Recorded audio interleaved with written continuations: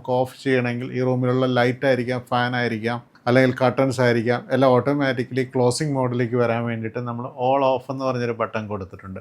ഇവിടെ ഈ വീട്ടിലെ ഒരു റീഡിംഗ് റൂമുണ്ട്. സോ ഇന്ന് വളരെ കുറച്ച് വീടുകളിൽ കാണുന്ന സ്ഥലമാണ്, പക്ഷേ വളരെയധികം ബുക്സുകൾ നമുക്കിവിടെ കാണാൻ സാധിക്കും. ഇവിടെ ഈ റൂം നമ്മൾ സ്വിച്ചസ് ഓട്ടോമേറ്റ് ചെയ്തിരിക്കുകയാണ്. ഇവിടെ നമ്മൾ ഉപയോഗിക്കുന്ന വൈറ്റ് ഫിനിഷ് ആയിട്ടുള്ള ഒരു ഷെയ്ഡ് സ്വിച്ചസ് തന്നെയാണ് ഇവിടെ സെലക്ട് ചെയ്തിരിക്കുന്നത്.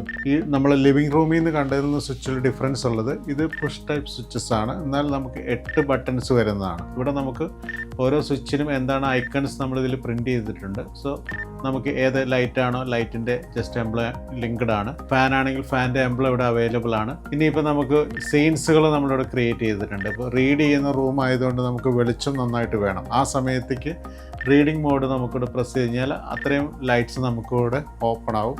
ഈ റൂമിൽ കർട്ടൻസ് നമ്മൾ മോട്ടറൈസ് ചെയ്തിട്ടുണ്ട്.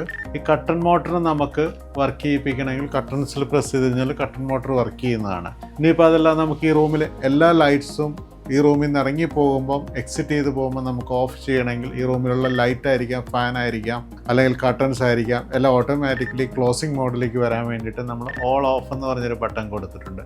ആ സമയത്ത് എല്ലാം ഓട്ടോമാറ്റിക്കലി ഓഫ് ആയിക്കോളും. സോ ഇത് നമ്മൾ ഇങ്ങനെ കസ്റ്റമൈസ് ചെയ്തുള്ള സ്വിച്ചസ് ചെയ്യാന്നുള്ളതും യൂസർ ഫ്രണ്ട്ലി ആക്കി കൊണ്ടുവരാമെന്നുള്ളതും വയേർഡ് ആയിട്ടുള്ള ഓട്ടോമേഷൻസിൻ്റെ വളരെ മേജറായിട്ടുള്ളൊരു അഡ്വാൻറ്റേജ് ആണ് നമുക്ക്.